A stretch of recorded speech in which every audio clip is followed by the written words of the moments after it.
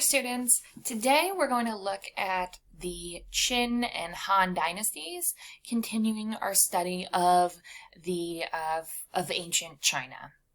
So let's get started. You may recall this chart you see on your screen, the mandate of heaven, and remember that's the idea that the authority to rule in China came from with the authority of the gods, and that was developed by the Zhou dynasty as a way to consolidate and explain their rule after the Shang dynasty. After a couple hundred years of the Zhou dynasty ruling, chaos and civil war develops in China, and the Zhou start to lose control, and it breaks into various small warring kingdoms, and that's known as the Warring States period. By the end of the Warring States period, a new dynasty had claimed the mandate of heaven, and that would be the Qin dynasty. So what do you need to know about the Qin dynasty? Well, first off, the longest dynasty, the Zhou, is followed by the shortest dynasty, the Qin, and they just lasted 19 years, from 221 BCE until 207 BCE.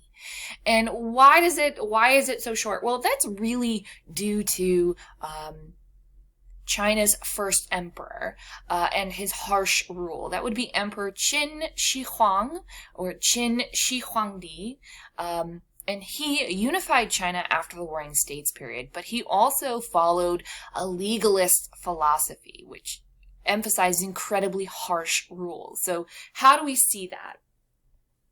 He connected the Great Wall, building and connecting various parts of older walls in China. But he connected the Great Wall by using forced labor or as punishment.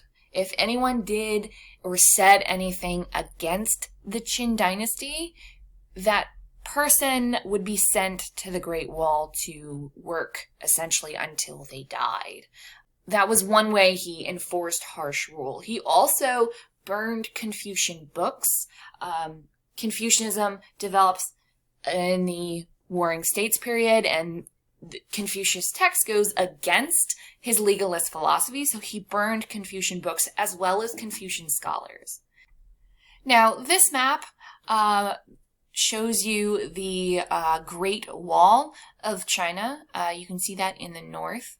But what's really important to notice here is that it's not just one continuous wall. You can see here that there's a wall going south. There's a wall within a wall. Emperor Qin Shi Huang is known for connecting the various parts so it becomes one longer piece.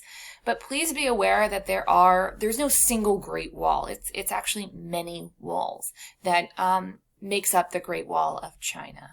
And also to review, you've got two rivers here. The Huanghe is their more northern river, and the Qianjiang is the more southern river. The Great Wall is north of both. This is just for review, so can you match the geographic feature with its location on the map? You want to pause this video and see if you can get the correct answers. And I'll have the correct answers in the description of the video down below on YouTube. Emperor Qin Shi Huangdi ruled China with an iron fist, essentially. He was incredibly powerful, and if anyone did anything against his rule, you were punished quite harshly. And Emperor Qin Shi Huang, as he's been on the throne for a certain number of years, he starts to become obsessed with death. And his tomb project became an elaborate state building project. And that's where you may have heard of the Terracotta Army. Over 6,000 life-size figures of these clay terracotta warriors, and they're designed to guard his tomb, which has never been opened and probably won't be. The Terracotta Army was discovered in the 1970s by a farmer digging a well, and it's still an archaeological site today. They're still doing active digging in China to uncover parts of it.